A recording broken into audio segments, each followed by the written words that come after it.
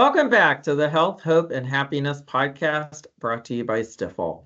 My name is Dan Mucci, and I'm the Mission Advancement Director here at Child and Adolescent Behavioral Health. Today is part 2 of our podcast with Eddie McClintock, a former Stark County athlete and current television and movie actor. He is sharing his incredible journey through substance use, addiction, and sobriety. Part 1, he discussed his normal childhood and how he started experimenting with substances in junior high and high school. We are honored to have him back as our guest. Before we settle into the topic, I would like to put out a disclaimer. Again, today's topic will discuss substance use, so this episode could trigger or may trigger anyone who has used substances in the past, especially a high school athlete who used it as a coping mechanism. As we open this segment, Eddie is now in college at Wright State University on a wrestling scholarship. So let's pick up the conversation with Eddie. So at what point, because obviously, you were abusing substances, at what point did you seek help that you realized this was really a deep end problem rather than just maybe recreational use? I mean, it wasn't until after I got out of college. I went down to Wright State University in Dayton to wrestle and learned a whole new level of whoever could drink the most and whoever could hook up, with it, because wrestlers are extreme. Mm-hmm. It's kind of an extreme sport, so their personalities are pretty extreme, and we not all the wrestlers that were on this team were like that, but like the ones that I looked up to, it was like who could drink the most, who, like, oh my God, did you see McClintock last night? He was, he somehow he ended up going home with the girl that we all wanted to, were looking at, or what, stuff like that. Right. And so I was like, oh, I'm gaining social credits. I'm gaining points with my peers because of what I'm able to do when I'm drinking and using.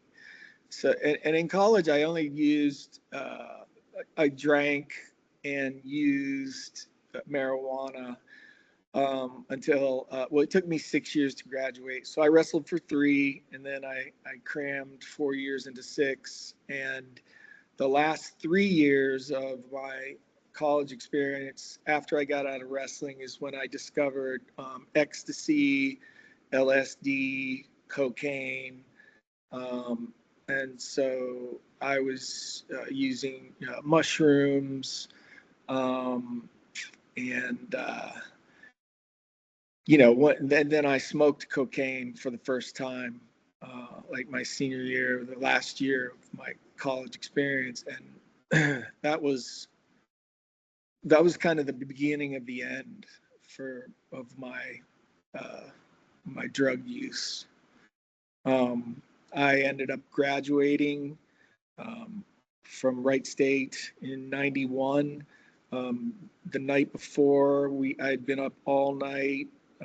We had taken ecstasy and we had a bunch of cocaine. And when I got to the graduation ceremony, I remember being in the bathroom and doing a line of cocaine off the toilet paper dispenser, and I had my graduation attire on, and then I moved to Los Angeles, California, to sell corporate insurance.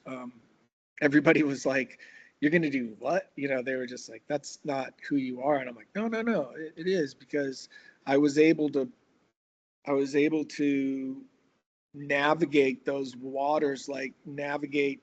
We belonged to Brookside Country Club when I was growing up, so I knew how to put on the blue sport coat, I knew how to put on the tie, and I knew how to walk in those circles. And so I just figured, during the week I'll be an insurance salesman, and my uncle wanted to get me a membership at the LA Country Club and the Jonathan Club downtown, which was very exclusive, and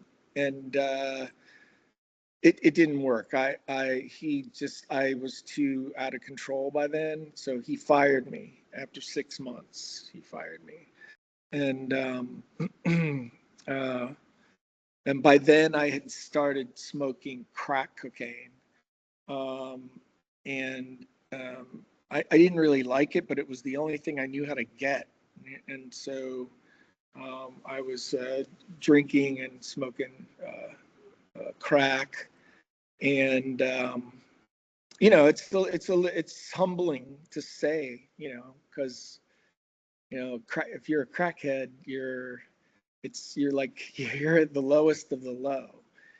Like, I don't know, if you're a heroin addict, it's kind of has this sexy connotation because of musicians and rock stars and stuff like that. If you're smoking crack, you're just like, you're low down and dirty. And I was. I I wasn't a everyday user. I would use for like 3 days, and then I would clean myself up and be like, I'm never gonna do that again. And then when things kind of got good again and I was out, it would happen again. And so, excuse me. So I I was thinking about, I didn't know what else to do. I was a production assistant for a couple years. I don't know if you know what that is. It's like production assistant for television and film. You're kind of like the Marine Corps of the production crew. You're the first ones there and the last ones to leave, and you do all the jobs that nobody else wants. And I did that for a while, and then somebody said, you should try acting, and I got into class, and I really enjoyed it, and I think I was pretty good at it. And but one day, like, I was still, doing drinking and smoking crack, and I called my scene partner one day, and I was like, oh, hey man, I'm sorry, I'm not going to make rehearsal today because I'm not feeling well. And he goes, you know what, Eddie, don't worry about it. I'm going to get a new scene partner because you're not serious about this, and I am. And I was like, ooh, that was kind of like a seminal moment for me. And not too long afterwards, I told my parents and I told my sister, and my sister said, if you ever do it again, you have to promise me that you'll go somewhere and get help. And I did do it again. And then, so I ended up going to rehab, and I was in rehab for, I think probably 30 days. And I got out of rehab and kind of started back up.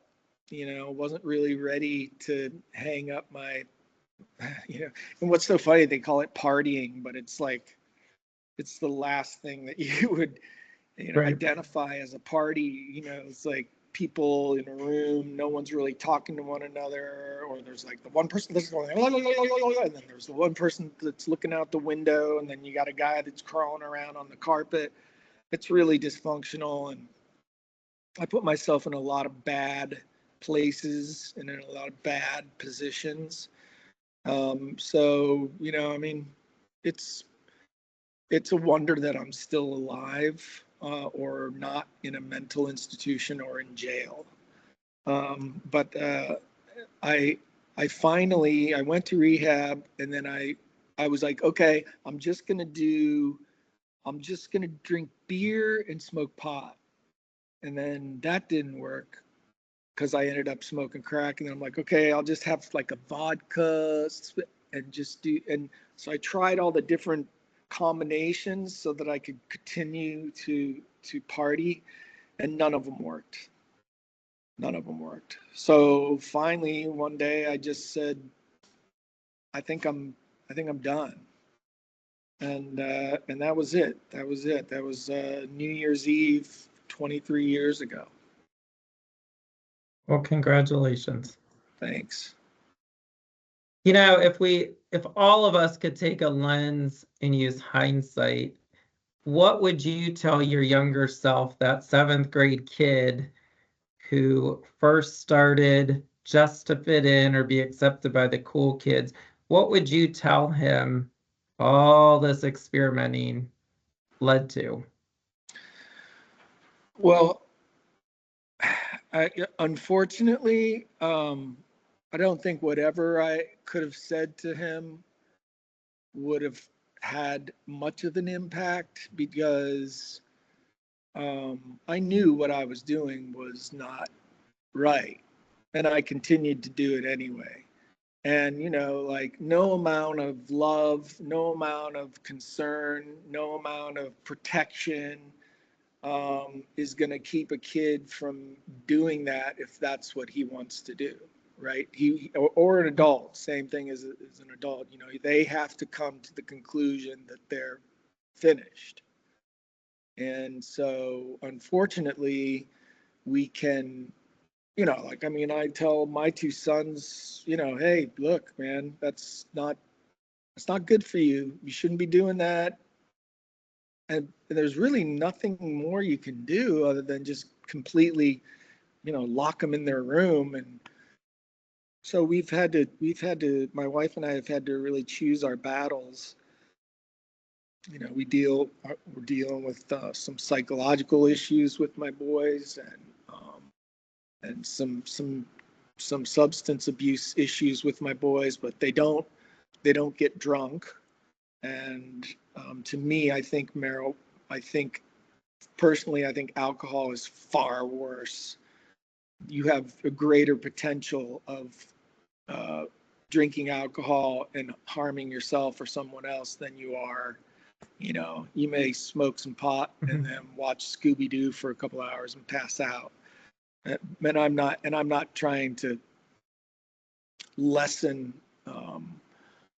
the impact of marijuana because I think it's a gateway drug. I think it absolutely was a gateway drug for me, and I think it's become very dangerous that in America we have decided that marijuana is okay, because if you have that alcoholic drug addict gene, Mhm. it just makes things easier for you to go down that road. Welcome to another edition of the Health, Hope, and Happiness podcast brought to you by Stifel. My name is Dan Mucci, and I'm the Mission Advancement Director here at Child and Adolescent Behavioral Health.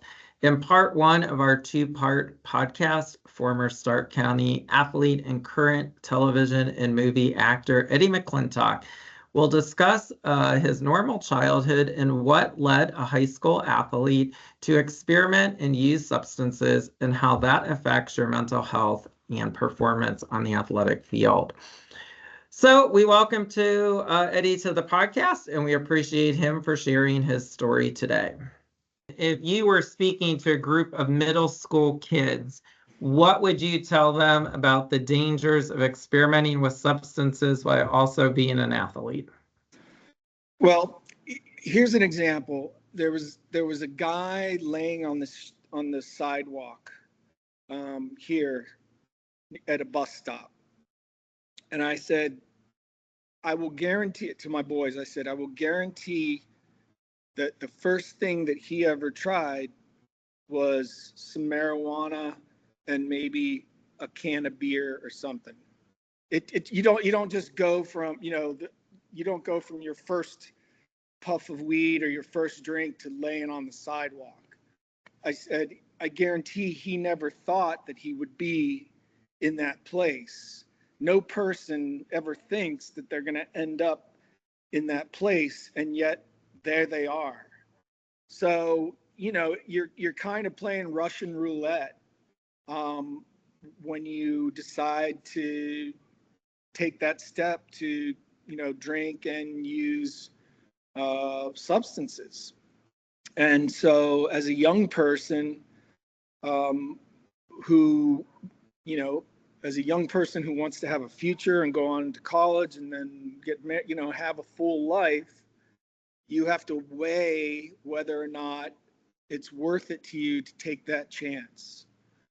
And I took the chance. And I mean, yeah, everything kind of worked out for me in the end. I'm here with you, but to get here with you, I had to experience a great deal of pain.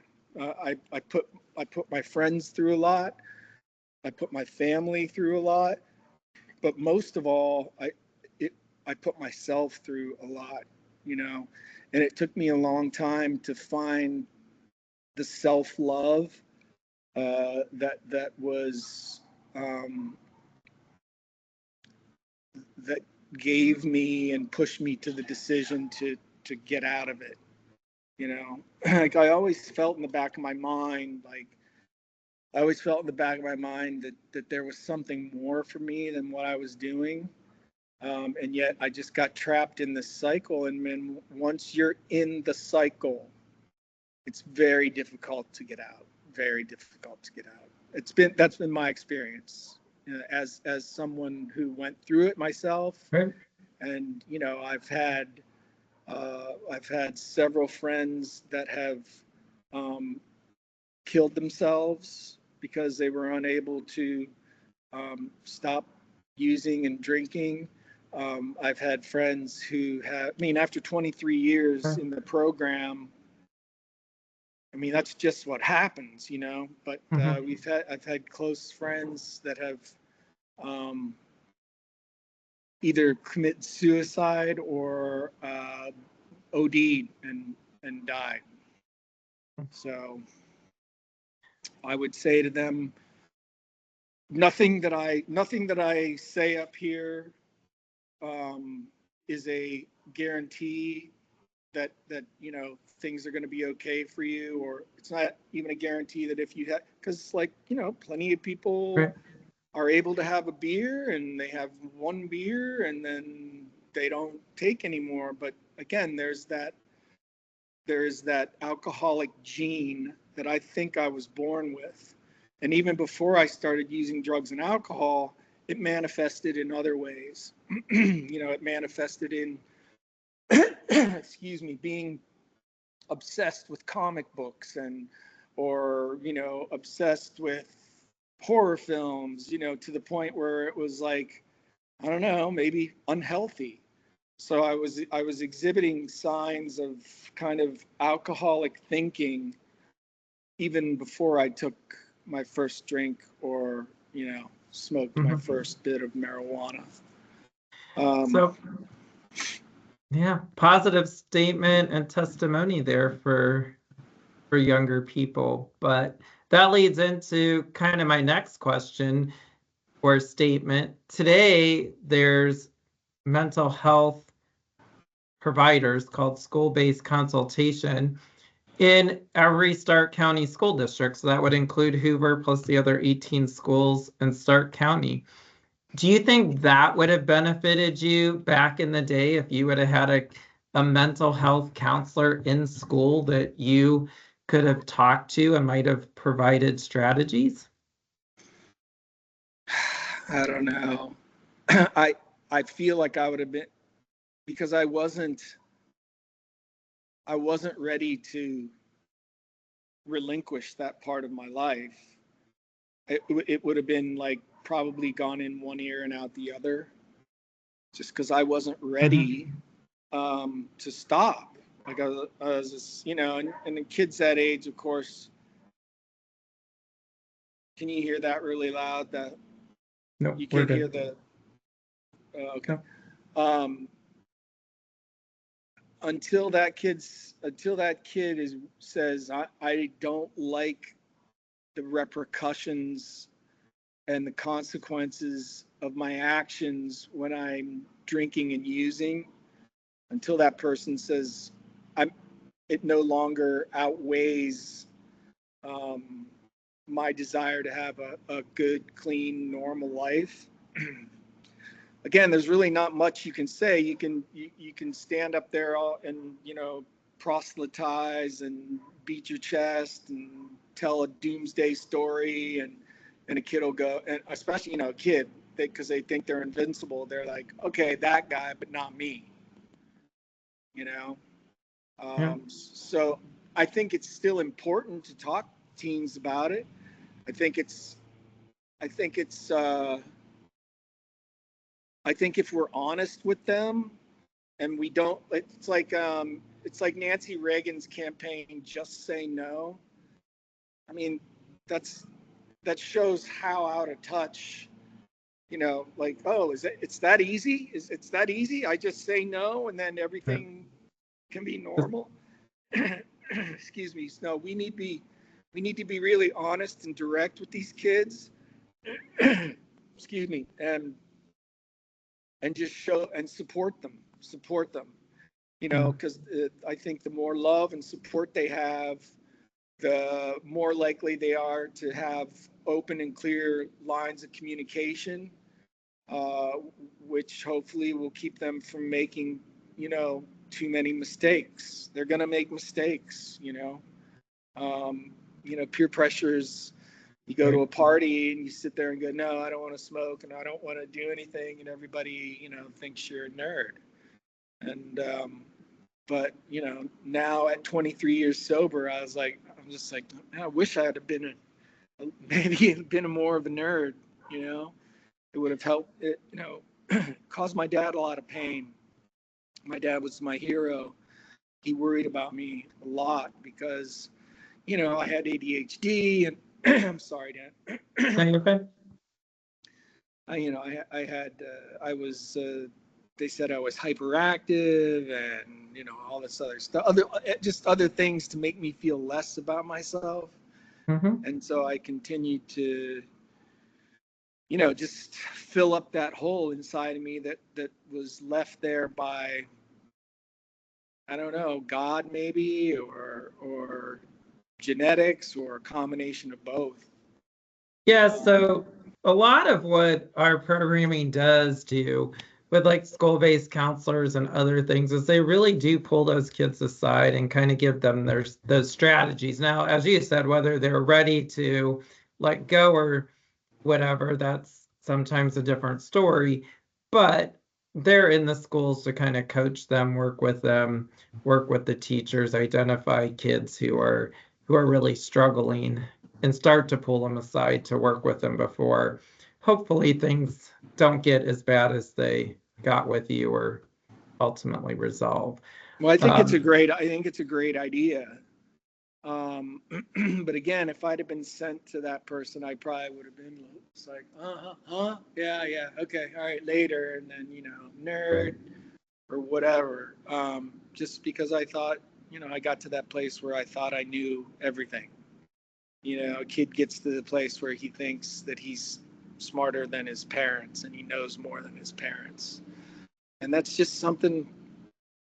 It's been my experience. That's just something a kid has to go through to hopefully they go through and come out the other side and they're okay. And most do, and most are able to do that. And then there are those that, like me, I wasn't able to do that. It took me a long time until I was in my 30s. So Yeah, but finally, I heard you speak. I saw your movie Takedown. Excellent movie. thank you. Congratulations for that. Thank you. Also in the movie, as you were growing up and you can kind of place it into the correct time frames. Um, it showed that your mom had depression or a little bit where she wouldn't leave the house. And so do you believe, and I kind of think you've answered this, but you can explain it a little bit more, that mental health challenges really are passed down from one generation to the next? Like you believe maybe you had that alcoholic gene in you or ADHD or some of the other struggles maybe that couldn't fully be identified. So how do you feel like that cycle could be broken? Like, so you think your kids have challenges now. So how do you tell your kids to hopefully prevent your grandkids from potentially going through what you or they have already experienced? Don't have kids. that's that's what, do not have kids. No. Well, yeah, I mean, that's Okay, that's one solution to the problem, but I mean, and that's the thing we haven't really even, touched on, is the psychological component of my mother was terribly depressed, and when I was younger, my people used to say, "Oh, you look exactly like your mother. You look exactly like your mother." And my sister would get, "Oh, you look exactly like your father." And so when my mom started to go off the deep end, I was always just waiting for the other shoe to drop. I was like, okay, it's going to happen to me, but when? And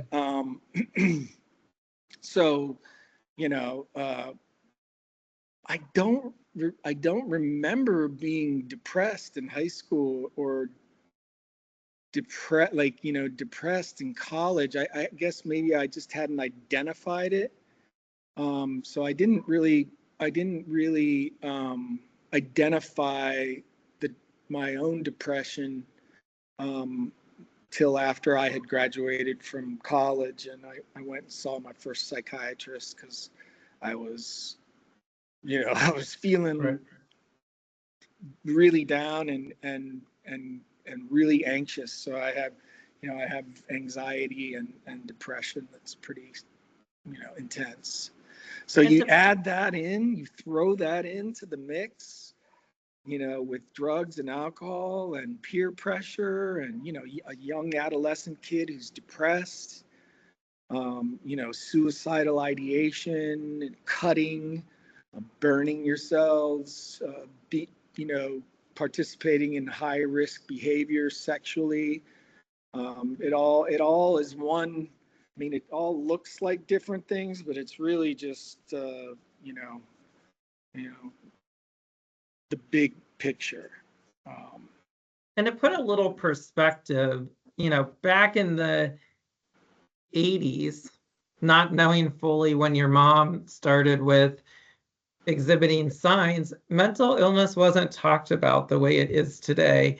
And the help she could have received and needed then would be offered today, that she could have, potentially come out of that and been the mom you knew as a younger kid. yeah, So yeah. just putting that in perspective for our listeners, like back in the 80s when you were growing up, things do not look the way they look today. And so, Oh yeah, I mean, there weren't even gay kids at our school. There wasn't a gay kid in our school.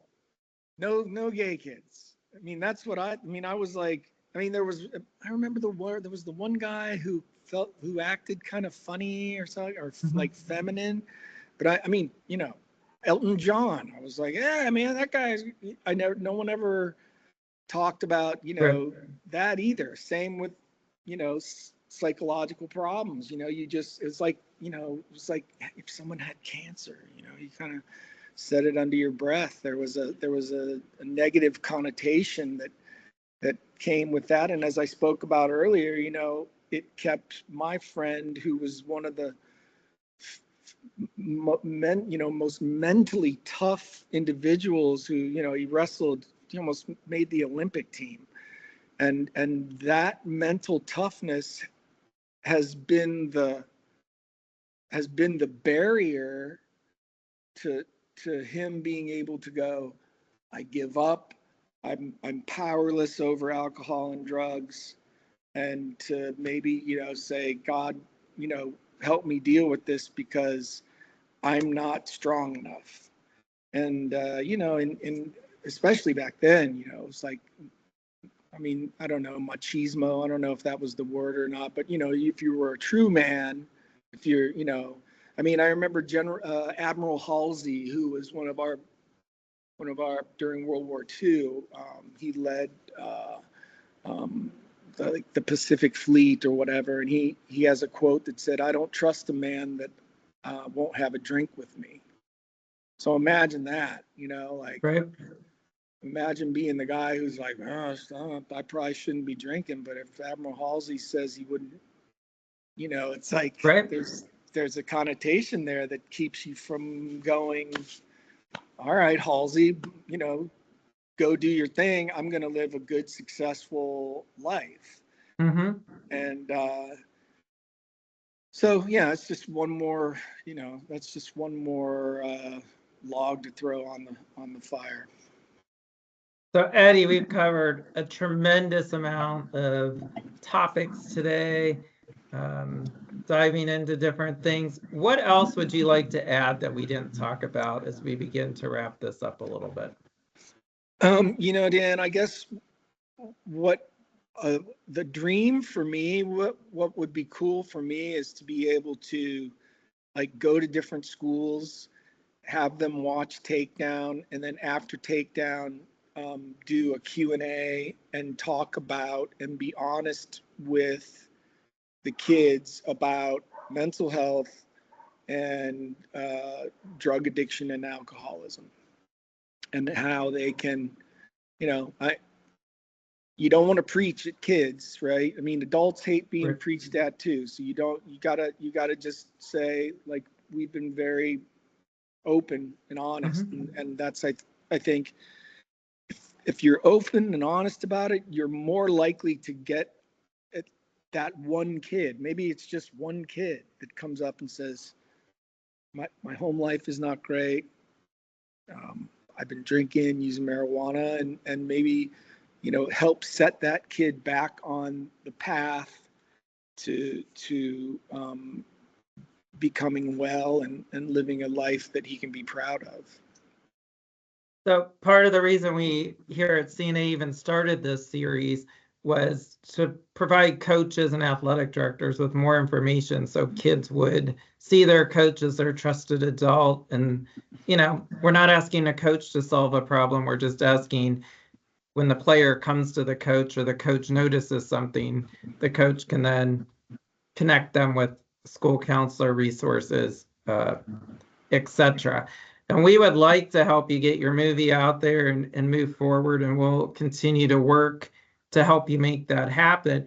But in the meantime, if somebody's listening and wants to watch your movie, Takedown, how can they watch it? Well, right now we're still kind of the film that we showed at the Palace. Still had some work to be done on it, Okay. for sound design and color correction. So right now, I mean, I can send out the link. I can send you the link, and you can send the link out to whoever you want. I don't care. But as of right now, it's still kind of in post production. But you'll be the first one that I'll let know when we're ready to go. As we conclude part 2 of this 2-part series, again, a tremendous thank you not only to our listeners, but of course to Eddie McClintock for sharing his incredible and powerful journey through substance use, which started when he experimented in high school that led to an addiction in college and ultimately through the other side to sobriety.